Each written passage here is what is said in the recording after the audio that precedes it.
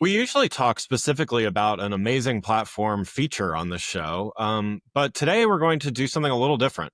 The platform we're featuring is still amazing, but instead of a feature, we're going to talk through a unique approach to a marketing campaign.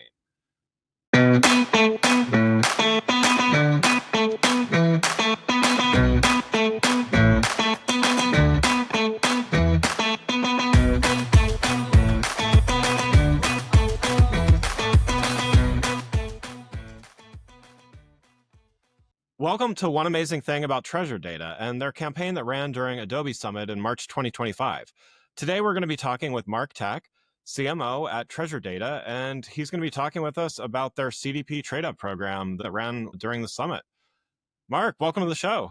Hey, Greg, thanks for having me. Excited to talk about this campaign. It's been a lot of fun. I've always wanted to have a billboard in Vegas, and now I can check that off my bucket list. So I've been in the data and technology space most of my career, led marketing at Axiom, Experian, and IRI, and of course now Treasure Data. And for me as a CMO, I really take a pipeline first approach.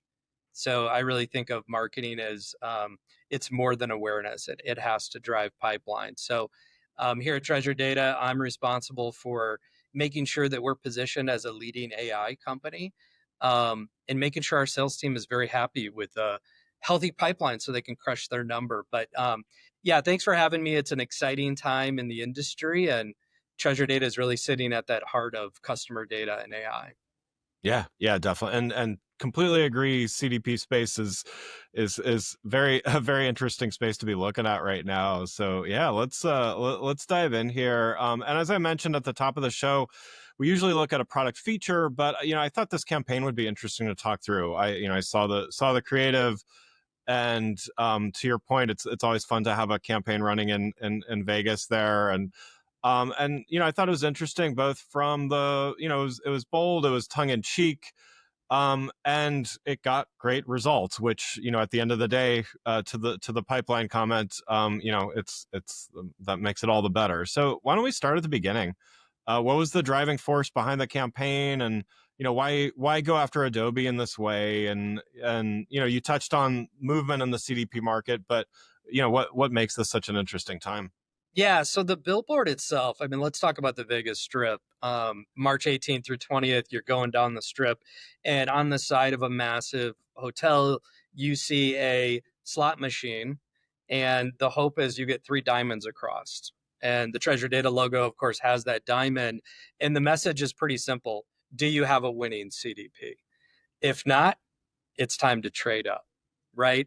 So that was the concept. Keep it simple, keep it catchy, align with the themes that, of course, are happening in Vegas.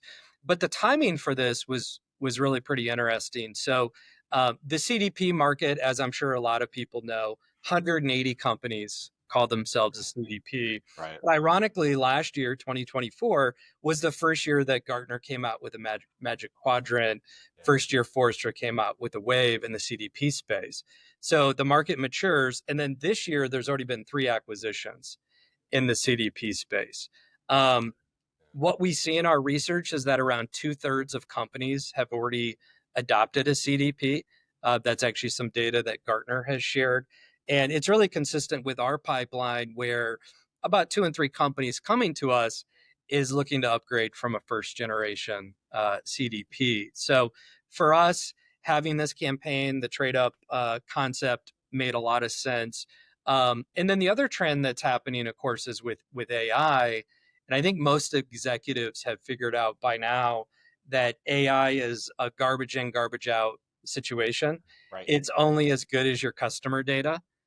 So that symbiotic relationship is something that I think most executives have figured out at this point. So we're actually seeing the CDP market evolve and mature into like an intelligent data platform where customer data is at the core, but that AI layer sits on top to do a lot more.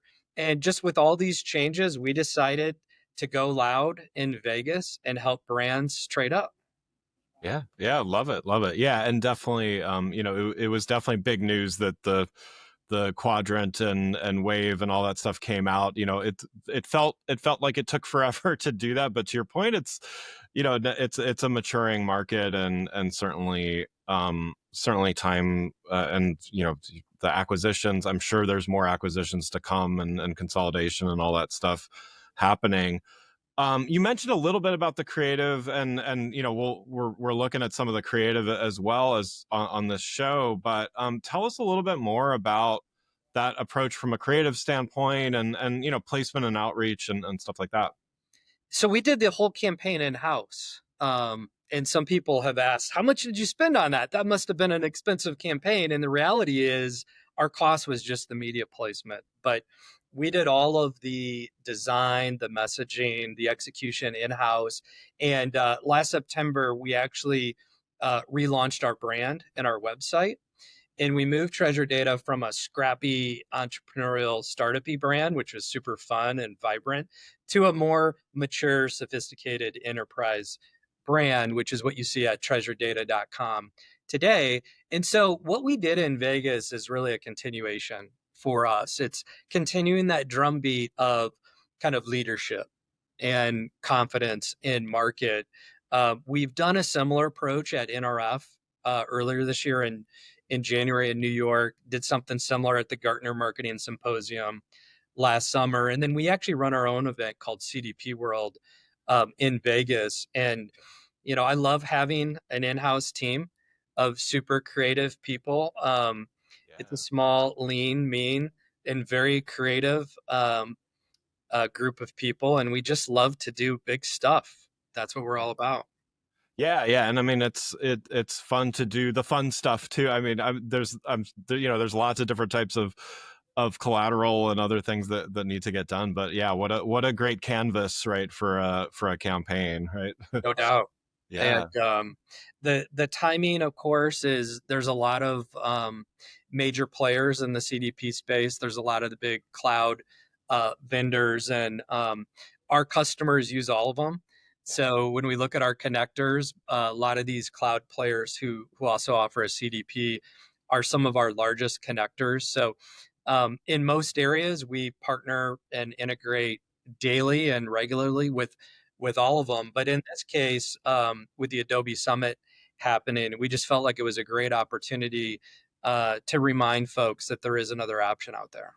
yeah, yeah, absolutely. And so that's a great segue to talk about the program behind the campaign itself. So let's talk a little bit about the CDP Trade-Up program. How does it work, and give us a little more detail there. Yeah, like I mentioned earlier, about 2 out of 3 companies have a first generation CDP, Yeah. and we talked to a lot of people who are discouraged, disappointed, deflated um, at how things went, and so we spent a lot of time kind of playing like cloud crisis therapist in some ways to Yeah. help people kind of untangle and unpack and figure out a way forward. So one of the biggest things we hear is the contract. Like, we're locked in to a contract, and we can't do anything about it. And part of this trade up program, I give our CFO credit for being probably the most creative CFO as I've ever met.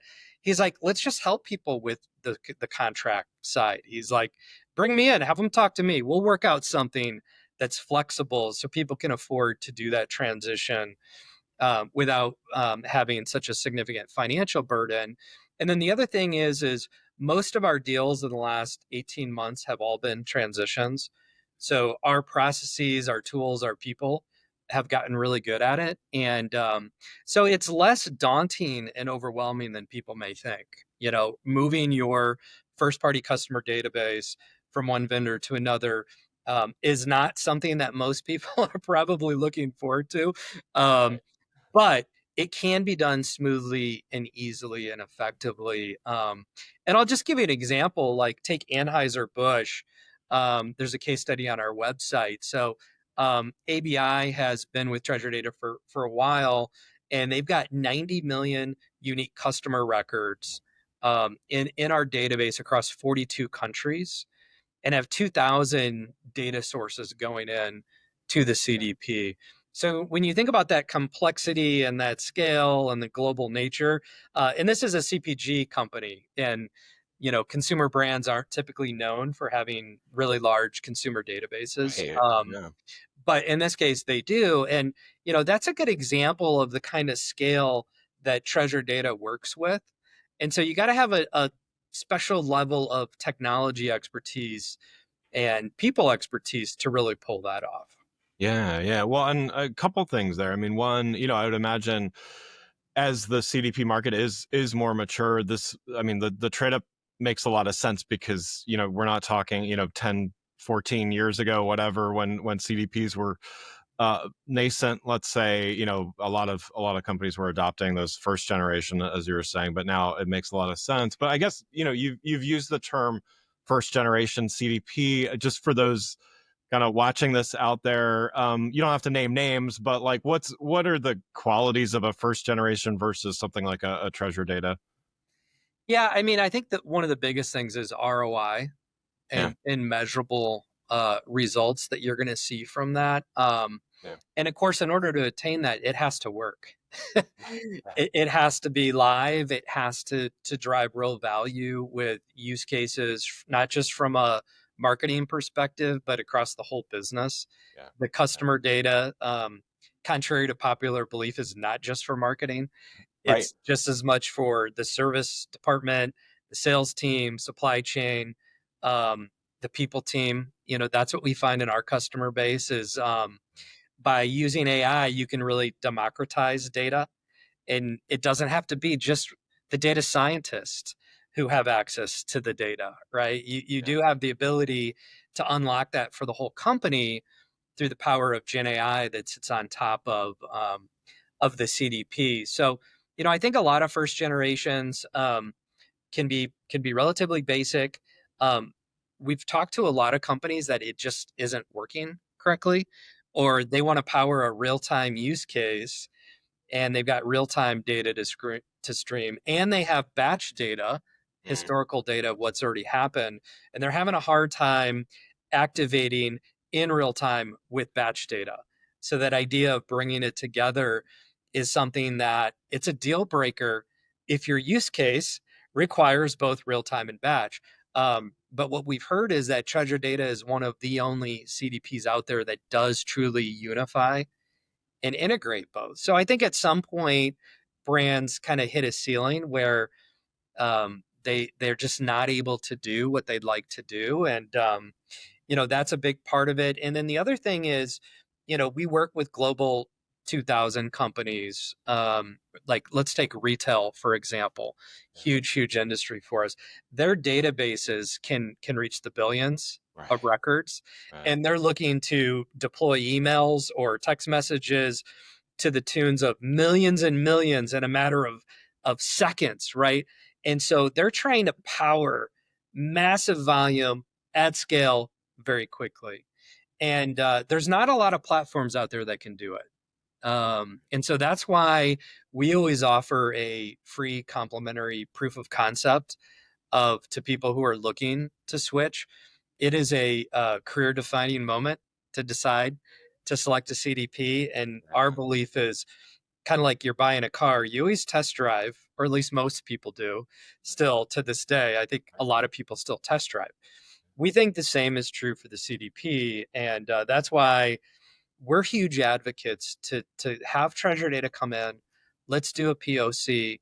Let's make sure it works for your use cases, for your scale, um, and let's just make sure it works. Because I think that's the number one thing that we hear with first generation CDPs is it's just not working for us. yeah, yeah, yeah. No, I love it. Well, to get back to as we wrap up here, getting back to the campaign itself, Yeah. let's talk about again, great creative, great placement and all that. Let's talk about the results. What were some of the initial results, and what can you share so far? Yeah. So on the billboard, the landing page was cdp.com/jackpot. And for that first week, it was only shown in Vegas. Yeah. So, other than Treasure Data people, the only way that you could have seen that was if you saw the billboard. And we actually saw a 234% increase in visitor traffic to that landing page compared to every other Treasure Data landing page in the last 12 months. Wow. Wow. So 234%. And we already have 50 new prospects in our pipeline that are tied back to that campaign. So this is all part of our ABM model where we're looking to talk to people who fit our ICP. And these are all the 50 companies that do. And early ROI is strong. I mean, this is enterprise software. It's not like we're accepting credit cards on our website Right. Right. It's not here. like a So one-click this, purchase. yeah, unfortunately, our CEO would love that, but it's with our enterprise sales motion, it'll take a couple quarters to get to one deals, but early signs are strong for that happening for sure. Yeah, fantastic. Well, Mark, thanks so much for joining the show. One last question before we wrap up here. Those interested in the CDP Trade-Up program, what's the best way for them to get started? I'd say just go to our website. It's go to treasuredata.com and you can't miss it. The very top button says click here to learn about the trade up program. So check out our homepage. You can't miss it. And reach out to us. Reach out to me directly on LinkedIn if you want to chat, and we'll get you connected to someone at Treasure Data to help you out. Perfect. Well, again, I'd like to thank Mark Tack, CMO at Treasure Data, for joining the show. You can learn more about Mark and Treasure Data by following the links in the show notes. Hey, Greg, thanks for having us. It's a great opportunity here. Love what you're doing and look forward to tuning into more shows. Oh, thanks so much. Yeah, appreciate it. Absolutely.